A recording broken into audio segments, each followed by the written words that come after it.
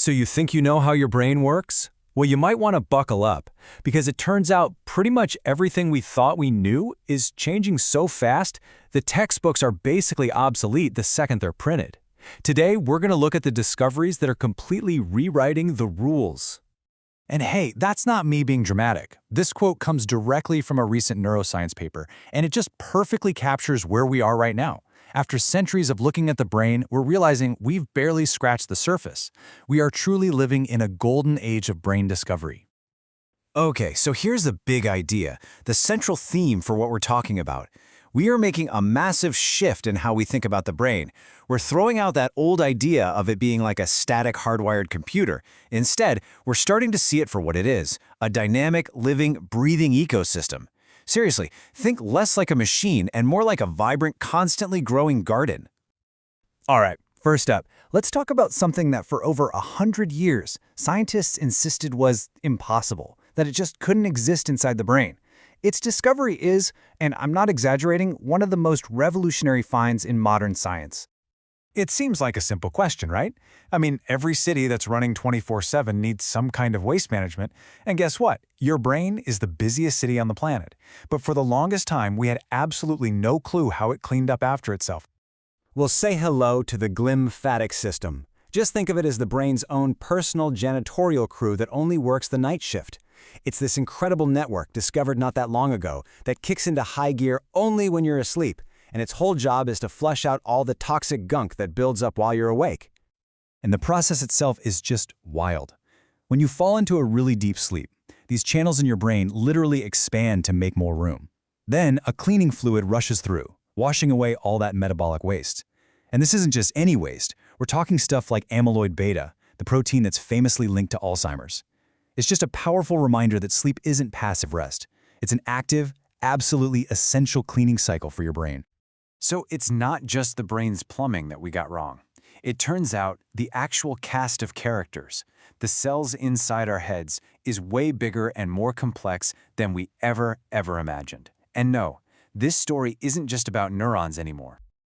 More than 50%. Let that sink in. For decades, that's the percentage of cells in our own brains that we just fundamentally misunderstood. We saw them, we gave them a name, but we completely whiffed on what they actually do. What we're talking about here are glial cells. The old story was that they were just glia, which is Greek for glue. We thought they were just passive filler, there to hold all the important neurons in place. But the new view? Oh, it's a total game changer. They are active, essential partners in how we think, learn, and remember. It's kind of like finding out the stagehands in a play are also co-directing the show. And we're not just reevaluating old cells. We're discovering entirely new ones we never knew existed. So, meet the rosehip neuron, which was only identified a few years back. Here's the kicker. It's found in us, in the human brain, but it's totally absent in lab mice. This suggests our brains have unique, specialized parts, a special architecture that might be key to what makes our minds so different. Okay, so we've got new plumbing, new cells, and new jobs for old cells. But what about how they all talk to each other? Well, it turns out the brain is not just a simple circuit board. The way it communicates is so much more sophisticated, so much weirder than the direct A to B connections we all learned about. Check this out. Epipaptic coupling. You can basically think of it as a kind of wireless communication in the brain. Neurons can actually influence their neighbors just through the electric fields they generate, without ever physically touching them. It's like they're not just talking on the phone, they're also picking up on the buzz and the chatter in the room around them. This adds a whole new, invisible layer to how the brain works. And what's your brain doing when you're not really doing anything at all? Turns out, it's not idle, not even close. It's running the default mode network. This thing is a massive, interconnected system that lights up when your mind is wandering, when you're thinking about the past or planning for the future. Discovering this network showed us that our brains have this incredibly rich inner life, even when we're just spacing out. So yeah, the next time you catch yourself daydreaming or just staring out the window, remember this. Your brain isn't being lazy.